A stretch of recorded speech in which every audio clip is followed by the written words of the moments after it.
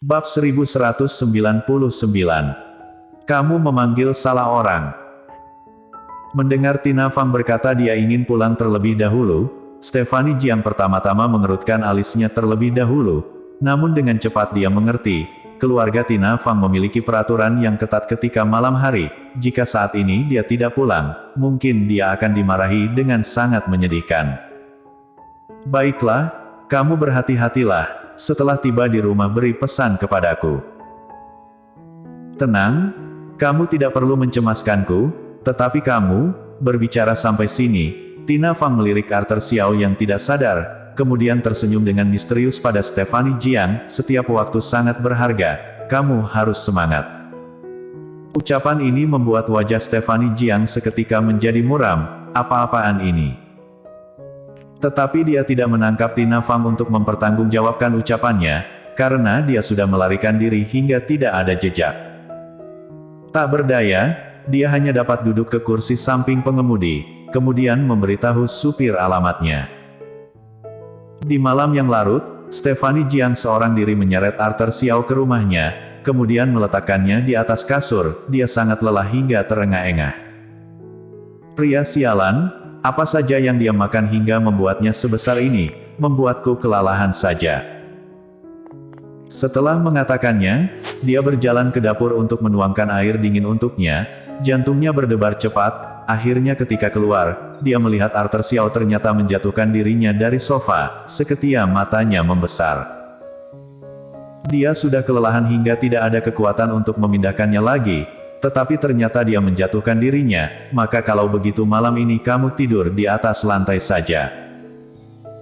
Karena telah memapa Arthur Xiao, jadi seluruh tubuh Stephanie Jiang dipenuhi aroma alkohol, dan beberapa saat kemudian ruang tamu juga dipenuhi oleh aroma alkohol yang kenal, seluruh ruangan dipenuhi oleh aroma alkohol.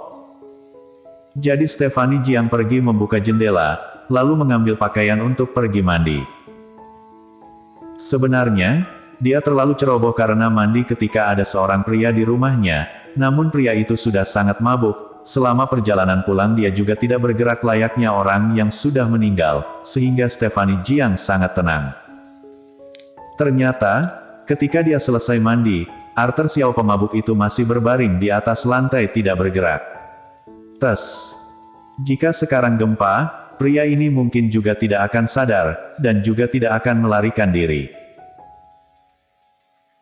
Stephanie Jiang menyeka rambutnya, kemudian berjalan ke depannya dan menendang betis Arthur Xiao.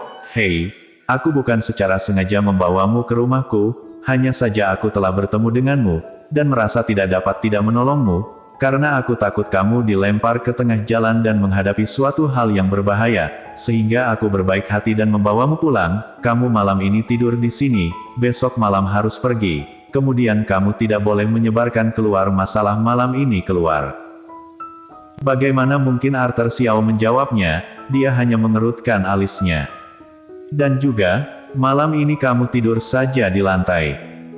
Jika kamu tidak menjawab, maka aku anggap kamu setuju.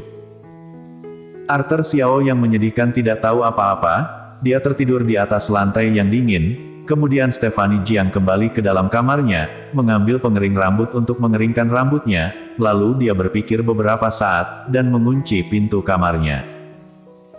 Bagaimanapun rumahnya ini sekarang ada seorang pria, dan juga dia sedang mabuk. Bagaimana jika tengah malam dia tiba-tiba menggila dan masuk ke dalam kamarnya? Dan juga tidak tahu karena dia minum alkohol. Setelah berbaring kepala Stephanie Jiang menjadi merasa tidak nyaman, dan juga mungkin saja tidak terbiasa karena ada seorang di rumahnya, membuatnya menjadi tidak bisa tidur. Ketika tengah malam, Stephanie Jiang terpikirkan sesuatu. Kemudian berdiri dan mengeluarkan selimut dari dalam lemari. Ketika menyalakan lampu ruang tamu, Stephanie Jiang seketika tidak dapat berkata apa-apa, karena ternyata Arthur Xiao masih mempertahankan posisi tadi di atas lantai, sama sekali tidak bergerak. Dia berjalan mendekatinya dan memakaikannya selimut, sembari bergumam. Ini karena aku berhati lembut saja, jadi aku membawamu pulang, dan memakaikan selimut untukmu. Setelah mengatakannya, Stephanie Jiang menyadari alis Arthur Xiao mengerut, terlihat tidak nyaman, lalu dahinya mengeluarkan keringat dingin. Melihat dia yang seperti ini, hati Stephanie Jiang kembali melemah. Kemudian dia pergi ke dapur untuk membuat sup penghilang mabuk, lalu kembali untuk menyuapi Arthur Xiao. Sayangnya Arthur Xiao sudah sangat mabuk, bagaimana mungkin dia dapat meminum sup penghilang mabuk dengan patuh. Namun dia tidak dapat melawan kekokohan Stephanie Jiang, seorang wanita yang dapat menyeret pria yang begitu besar ke dalam rumahnya, bagaimana mungkin dia seorang wanita yang manja.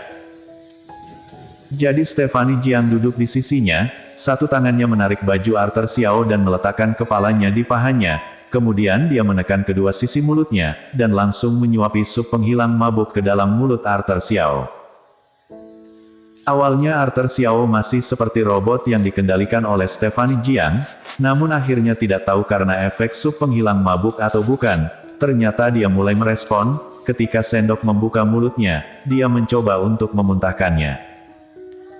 Namun Stephanie Jiang mengetahui pikirannya, dia segera menutup mulutnya, kemudian dengan kesal mengancamnya, jika berani memuntahkannya aku akan membuangmu ke jalanan.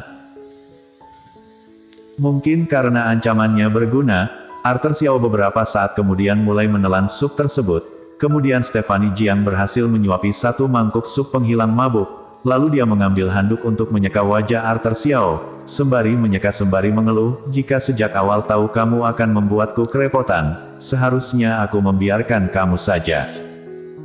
Lupakanlah, besok pagi setelah dia sadar, dirinya akan meminta uang padanya.